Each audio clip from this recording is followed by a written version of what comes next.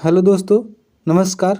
आप सब कैसे हैं? आशा करते हैं आप सब ठीक होंगे और अपना तैयारी अंतिम समय में बहुत ही अच्छे से कर रहे होंगे।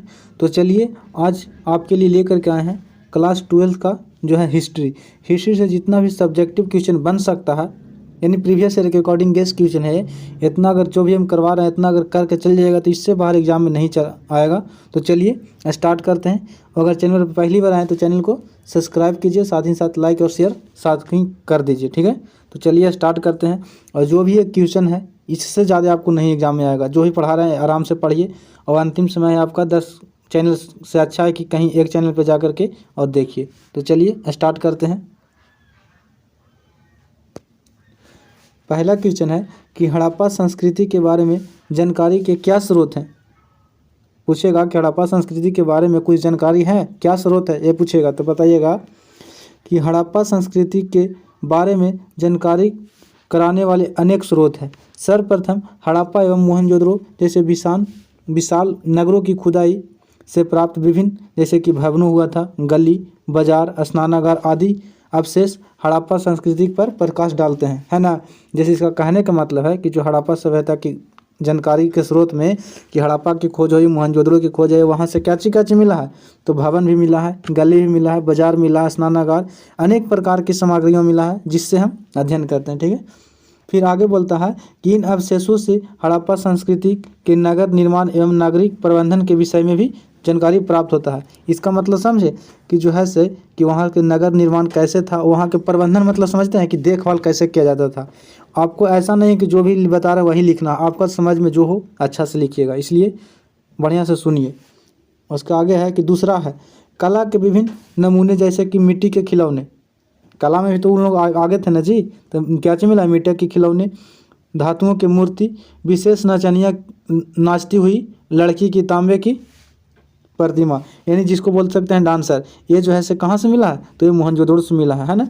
से हड़प्पा लोगों की कला एवं कारीगरी से प्रकाश डालता है। मतलब कहने का मतलब है कि पहला तो देख लिए गली नली भवन देख लिए, दूसरा जो उन लोगों का कला कैसा था तो खिलौना बनाते थे, धातु के मूर्ति बनाते थे, ये सब बनाते थे, उनके पास कारीगरी था। उसके बाद है कि मुहर जैसे अपने भी हड़प्पा संस्कृति के विभिन्न पहलुओं पर काफ़ी जानकारी प्राप्त होती है। इससे हड़प्पा संस्कृति के संबंधित लोगों के धर्म, पशु पक्षी एवं पेड़ पौधे एवं लिपि उपस्थिति यह भी अनुमान लगाया जाता है ना। तो कहने का मतलब है कि सबसे ज़्यादा जो था सो वहाँ महत्वपूर्ण मानने के लिए क्या चीज़ था? तो मोहर था। उसके बाद क्या चीज़ था? पशु पक्षी, इस सब के बारे में विशेष उपलब्धियाँ था। और ये भी आपको पता होगा कि वहाँ सबसे ज़्यादा किसका पूजा होता था? तो मातृ देवी का पूजा होता था। यही सब तो स्रोत है ना उसको जानने के लिए। यह अनुमान लगाया जाता है कि हड़प्पा लोग पढ़े लिखे थे। इस लिपि के पढ़े जाने के बाद उनके संबंध में कई महत्वपूर्ण जानकारियाँ प्राप्त होगी। कहने का मतलब है कि जो हड़प्पा के लोग थे वो पढ़े लिखे थे। ऐसा ही ना कुछ लिख दिए हैं, लेकिन लिखे यह कि वो जो लिपि था वह दूसरा लिपि था। हम लोग पढ़ते हैं दूसरा लिपि, इसके चलते अभी तक जानकारी नहीं प्राप्त हुआ कि लिखा क्या गया है। तो ये लिख दीजिएगा। अब दूसरा क्वेश्चन है। दूसरा क्वेश्चन कहता है कि सिंधु घाटी सभ्यता की धार्मिक जीवन पर प्रकाश डाले। धार्मिक जीवन का मतलब समझ रहे हैं कि रिलीजियन, जिसको बोलते हैं धर्म, पूजा पाठ, ये सब के बारे में। तो हड़प्पा यानी कि सिंधु सभ्यता के धार्मिक जीवन की प्रमुख विशेषता निम्नलिखित है। सबसे पहले ये लिखिएगा। उसके बाद देखिए आप लोग क्या कीजिएगा ना कि पॉइंट बाय पॉइंट लिखिएगा। तो इससे काची होता है कि जांचने वाला में आसान भी पड़ता है और आपका नंबर बहुत अच्छा मिलेगा, है ना। ये नहीं कि लगातार लिखते चलिएगा, नहीं। जैसे कैसे लिखा 1 2 3 4 5 ऐसे लिखेगा, ऐसा लिखिएगा, ठीक है। तो देखिए पहला क्या जी था? मातृ देवी की पूजा होती थी, पशुपति की पूजा प्रचलित थी, कुंवर वाला बैल था, है ना। तो पशुपति मतलब कि शिव, अवघड़दानी जिसको बोलते हैं वही थे। और उस समय भी कुंवर बैल यानी कि हम लोग बादशाह बैल आज बोलते हैं ना, वही कुंवर बैल का भी पूजा होता था उस समय। किस समय? हड़प्पा सभ्यता में भी। पीपल वृक्ष की भी पूजा होता था। आज भी जिसको देखते हैं कि गरा गोचर ज़्यादा है तो बोलता है कि शनिचर आप पीपल में पानी डालिएगा तो क्या चीज़ गरा काटेगा, तो उस समय भी होता था। उसके बाद चौथा नंबर है कि नाग पूजा, स्वास्तिक, सूर्य पूजा एवं अग्नि पूजा के भी संकेत मिले हैं, है ना। तो नाग पंचमी, अभी बसंत पंचमी, नाग पंचमी एगो होता है ना, जो हो गया सूर्य पूजा यानी कि सूर्य भगवान की पूजा होता था, अग्नि पूजा भी होता था, उसमें भी किया जाता था। उसके बाद है कि एक मूर्ति की एक स्त्री के गर्भ से एक पौधा निकला हुआ दिखाई देता है। जैसे कि स्त्री के गर्भ से पौधा हुआ निकला दिखाई देगा था ना, जैसे पढ़े होंगे तो हड़प्पा से ही दिखाई दिया था। ठीक है, यह संभव धरती देवी की मूर्ति है। कहने का मतलब है कि पृथ्वी के उस समय भी पूजा किया जाता था। संभव था कि हड़प्पा वासी धरती की उर्वरता को देवी मानकर उसकी पूजा करते थे, है ना। उर्वरता मतलब कहने का मतलब समझ रहे हैं ना, कि जो उपज करती है हमारे अनाज को, इसीलिए उनको ही पूजा किया जाता था। किसको? तो धरती को भी।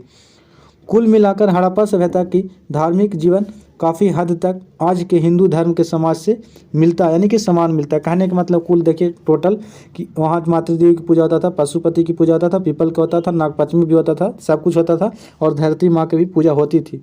यानी कह सकते हैं कि हिंदू धर्म के जैसा ही समान था, है ना। इतना लिख दीजिएगा। अब चलते हैं अगला क्वेश्चन की ओर।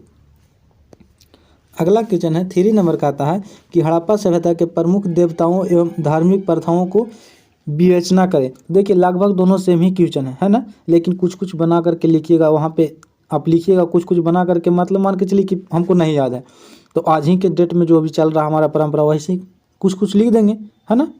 जैसे कि देखिए हड़प्पावासी बहुदेवादी एवं प्राकृतिक पूजा थे। कहने का मतलब कि हड़प्पा के लोग थे से बहुत सारे देवी देवता को पूजा करते थे और प्रकृति की भी पूजा करते थे। मातृ देवी इनकी प्रमुख देवता थी। जैसे अभी नहीं कहते हैं कि हम लोग बजरंग बली के पूज्य हैं, है ना, राम जी का पूज्य हैं, वैसा ही इस समय भी सबसे ज़्यादा प्रकृति की पूजा होता था। और इनमें से सबसे प्रमुख जो था से मातृ देवी की पूजा थी। ठीक ना।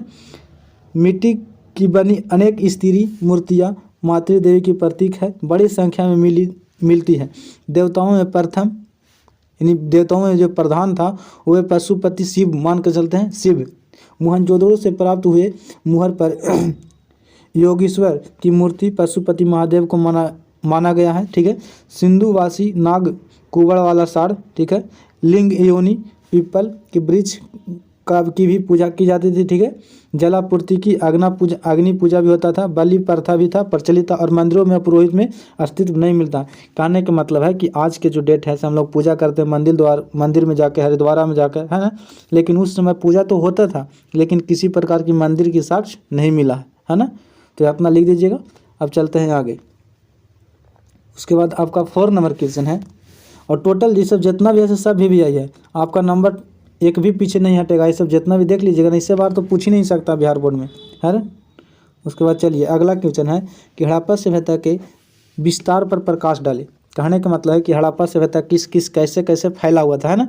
तो आपको पता होगा कि हड़प्पा सभ्यता कुछ इस तरीक़ा से फैला हुआ था, और ये जो था से कैसा था, त्रिभुजाकार था। तो पूछता है कि हड़प्पा सभ्यता का जो आकार था कैसा था, तो त्रिभुजाकार। यहाँ सब्जेक्टिव बन रहा है, आपका सब्जेक्टिव बन रहा है, और जो भी सुन लीजिएगा खाली सुन करके सुनना माइंड में, वहाँ पे जाकर लिख देना, है ना। कुछ प्रैक्टिस भी करना बहुत जरूरी है, इसलिए अपना जो भी गेस्ट पेपर लिए होंगे उससे कीजिएगा, है ना। उसके बाद है हड़प्पा सभ्यता के विस्तार के बारे में प्रकाश डालने के लिए बोल रहा है। तो चलिए, हड़प्पा सभ्यता प्राचीन सभी सभ्यताओं में से विशालतम है। मतलब कहने का मतलब कि सबसे प्राचीन सभ्यता कौन थी, तो हड़प्पा सभ्यता ही मानी जाती है। ठीक है। और नगरीय सभ्यता भी, ठीक है। यह उत्तर में से लेकर दक्षिण में नर्मदा घाटी तथा पश्चिम में बलूचिस्तान मकरान तट से लेकर के पूर्वी में आलमगीरपुर उत्तर प्रदेश तक फैली हुई थी। कहने का मतलब है कि उत्तर में जम्मू कश्मीर से लेकर के दक्षिण में कहाँ तक, कन्याकुमारी तक मत मार दीजिएगा, दक्षिण में दैमाबाद एक महाराष्ट्र में जगह पड़ता है वहाँ पे, और जो दैमाबाद है वो नर्मदा नदी के तट पर है, वहाँ तक फैला हुआ था। और पश्चिम में चले जाएगा बलूचिस्तान, जिसको बोलते हैं सुतका गेंडोर, है ना, वहाँ से ले करके पूरब में कहाँ चले जाइएगा, तो यूपी वाला एरिया में चला जाएगा आलमगीरपुर तक इसका फैलाव था, है ना। कुल मिलाकर सभ्यता पूरब से पश्चिम कितना था, तो 1600 किलोमीटर था। पूरब से पश्चिम कितना था, तो 1600 किलोमीटर था, और उत्तर से दक्षिण 1200 किलोमीटर था, है ना, फैली हुई थी। इतना तो लिख दीजिएगा। तो ये सब जितना भी है सब वेरी वेरी इंपॉर्टेंट है, इसलिए ध्यान से सुनिए। अभी तक चैनल को सब्सक्राइब नहीं किए तो चैनल को सब्सक्राइब कीजिए, काहे कि जो भी गेसिंग क्वेश्चन करवा रहे हैं इससे बाहर आपका एग्जाम में नहीं आएगा। और अगला ठोमा शेयर भी कीजिए ताकि अगला को भी फ़ायदा मिले। पिछले बार ही हमारे ऑफलाइन कोचिंग के 450 प्लस स्टूडेंट लाए हैं, तो अभी लाइएगा। उसके बाद है 5 नंबर कि मोहनजोदड़ो के सार्वजनिक स्नानागार के विषय में लिखिए। तो सार्वजनिक स्नानागार, सबसे ज़्यादा तो स्नानागार वहाँ के विख्यात था जी, है ना। तो मोहनजोदड़ो में बना सार्वजनिक स्नानागार अपना विशेष महत्व रखता है। यह सिंधु घाटी लोगों को कला एवं अद्वितीय नमूना मतलब अद्वितीय नमूना, मतलब कहने का मतलब कि ये भी एक प्रकार का नमूना है जो ऐसा मोहनजोदड़ो पर प्रकाश डालते हैं। ठीक है, ऐसा अनुमान है कि स्नानागार यानी कि तालाब धार्मिक अवसरों पर आम जनता ने नहाने के प्रयोग में लाया जाता था। यह तालाब इतना मजबूत बना हुआ था कि इसके दीवारों काफ़ी चौड़ी थी, है ना, जो पक्की ईंटों की विशेष प्रकार सीमेंट से बनी हुई थी ताकि पानी अपने बाहर ना निकल सके, और तालाब में नीचे उतरने के लिए सीढ़ियाँ भी बनी हुई थी। कहने का मतलब है कि जो यहाँ पे स्नानागार की बात हो रहा है, एक तरह से मान सकते हैं तालाब, वहाँ पे कोई भी पूजा पाठ अनुष्ठान होता था तो सबसे पहले उसमें नहाया जाता था, है ना, उसमें नहाया जाता था। और स्नानागार कहने का मतलब है कि इसको जो पानी को रिसाव को रोकने के लिए पक्की ईंट का प्रयोग किया गया था और एक अनेक प्रकार की सीमेंट का प्रयोग किया गया था। ठीक ना, देखिए कितना भव्य तरीका से वहाँ पे बनाया गया था, जो आजकल के सभ्यता से मिलती जुलती है ना। उसके बाद 6 नंबर क्वेश्चन है, 6 नंबर है कि सिंधु घाटी से संबंधित गृह स्थापत्य पर एक टिप्पणी लिखे। गृह स्थापत्य मतलब कह सकते हैं, मतलब किसका मतलब समझ रहा है। गृह स्थापत्य मतलब होता है कि वहाँ के जो नगर थे, वहाँ के जो भवन थे, उस किस तरीक़ा से बनाए गए थे, है ना। तो सिंधु घाटी सभ्यता की गृह स्थापत्य मोहनजोदड़ो का निचला शहर आवासीय भवनों के उदाहरण प्रस्तुत करता है। ठीक है, कहने का मतलब है कि मोहनजोदड़ो 2 भागों में बांटा गया था, वो ऊपरी था, वो नीचे था, है ना। तो 2 भागों में बांटता था। ऊपरा वाला जो था, जो गाँव था, बसता था, यहाँ पे इसमें बड़े बड़े लोग रहते थे, नीचे में आम जनता रहती थी। ठीक है, उसके बाद है कि जो घर बनाया जाता था सॉरी, एक आंगन पर केंद्रित था, जिससे चारों ओर कमरे बने होते थे। संभवतः आंगन खाना पर था। मतलब कहने का मतलब कि ये आंगन है, यहाँ पे भी घर था, यहाँ पे भी घर था। ठीक है, बीच में आंगन छूटा हुआ था, ऐसे घर बनाया गया था। ठीक ना, और यहाँ पे निकासी द्वार था। इसी तरीक़ा से इसको कहने का मतलब है। ठीक है, एक आंगन होता था और कताई करने जैसे कि गतिविधियाँ केंद्र था। खास तौर पर गर्म और शुष्क मौसम में यहाँ अन्य रोचक पहलू लोगों द्वारा अनेक एकांतत को दिया जाने वाला महत्व था। भूमि तल बनी दीवारों एवं खिड़कियां नहीं थी। जो भूमि तल के सबसे निचला जो था, मान के चलिए कि पहल का तला था, उसमें किसी प्रकार की जो है से क्या चीज़, तो दीवार में खिड़कियां नहीं थी। ठीक है, इसके अतिरिक्त मुख्य रूप से आंतरिक भवन एवं आंगन सीधा अवलोकन नहीं था।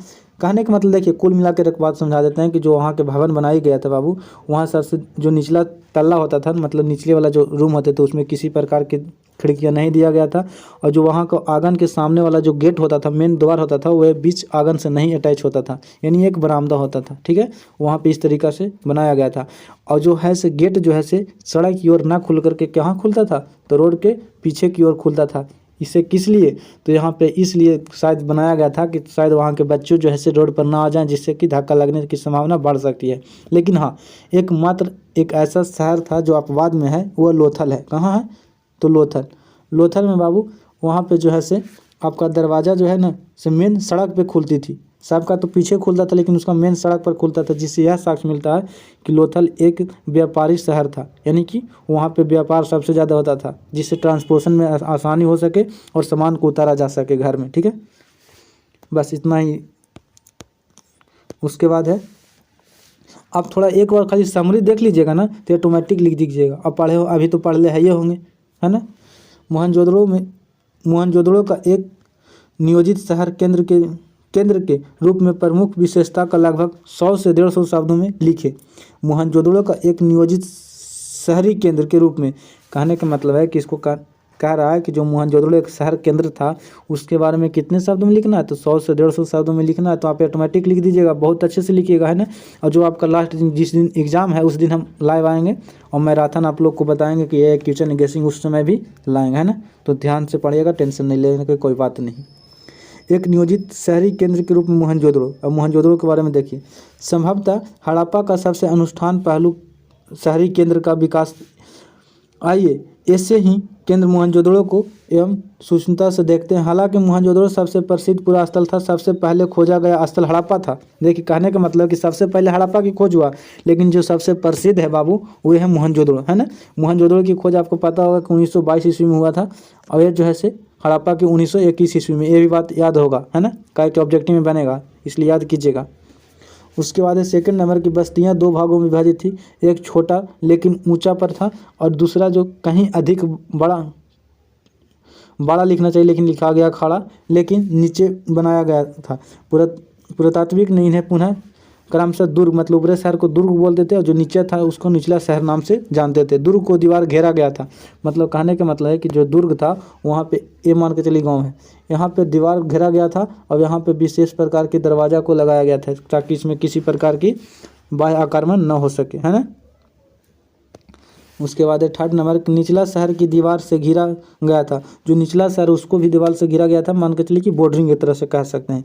इसके अतिरिक्त कई भवन ऊंचे चबूतरे पर बनाए गए थे जो नींव के कार्य करते थे। जो चबूतरा था वह मान के चलिए चबूतरा था, इस पर घर बनाए गए थे। और ये जो है नींव मतलब मान के चलिए फाउंडेशन, जिस तरह हम लोग पिलर देते हैं उसमें चबूतरा दिया जाता था, उस पर घर बनाया जाता था, ठीक है। उसके बाद है फोर्थ नंबर कि शहर का सारा भवन निर्माण कार्य चबूतरा पर एक निश्चित क्षेत्र तक सीमित था। इसलिए ऐसा प्रतीत होता है कि पहले बस्ती का नियोजन किया गया था और फिर उसके बाद अनुसार कार्यक्रम को नियोजित किया गया। नियोजन के अन्य लक्षणों से ईंटें शामिल है जो भले धूप में सुखाकर या अथवा मिट्टी को पकाकर बनाए गए एक निश्चित अनुपात में भी एक निश्चित अनुपात की होती थी, जहाँ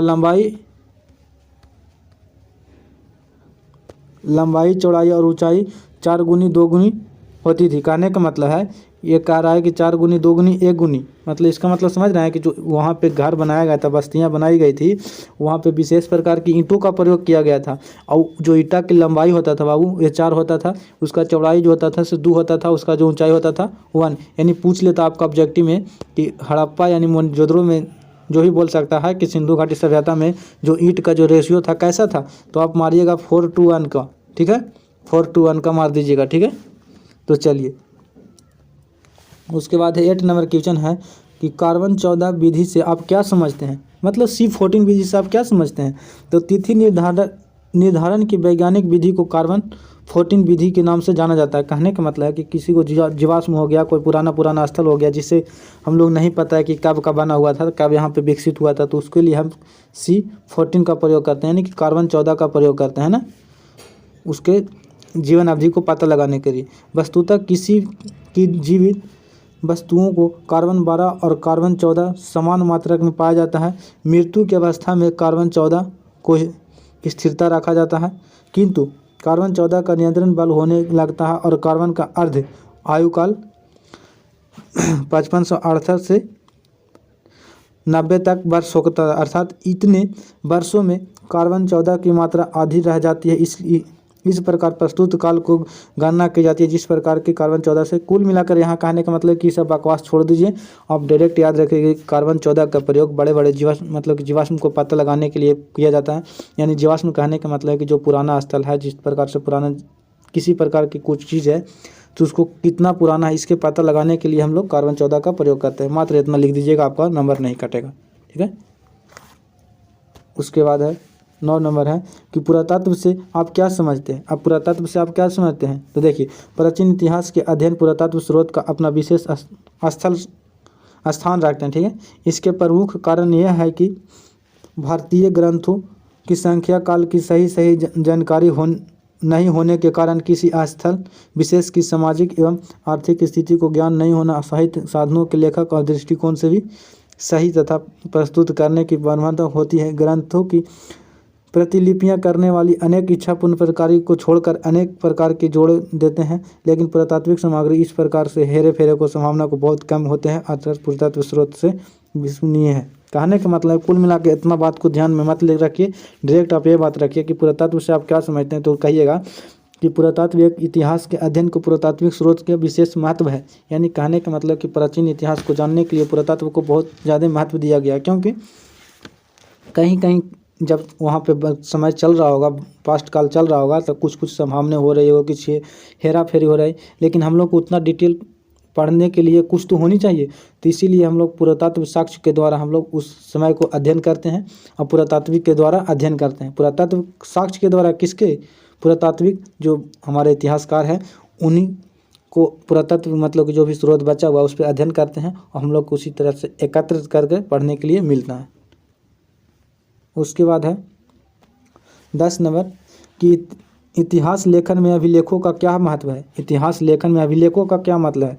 तो सबसे पहले है ना कि आजकल तो फ़ोन टेलीविज़न टेक्नोलॉजी आ गया ना, लेकिन उस समय जो राजा महाराजा होते थे वे कोई मान के चलिए कि कह दिए मोदी जी मान के चलिए उस समय रहते तब बोलते कि आज 12 बजे नोट बंद हो रहा है 2000 के। तो 2000 के तहत टेक्नोलॉजी है तब ना जी सबके पता चल रहा है। लेकिन उस समय कैसे पता चलता था, तो उस समय जो है से लेख लिखाया करते थे पत्थर पर, ऐसे लेख होते थे अभिलेख, और इसी पर जो है से कुछ भी जो भी आदेश है वे लिख दिया करते थे। या कहीं के राजा को हरा दिया तो वे भी लिखते थे कि जैसे अशोक ने बहुत सारे लिखा है, 13वां शिलालेख में कलिंग विजय को भी लिखा है, तो ऐसा ही लिखा जाता था कि फलाना महाराज इस तारीख को इतना डेट को ये राजा से जीत गए ऐसे।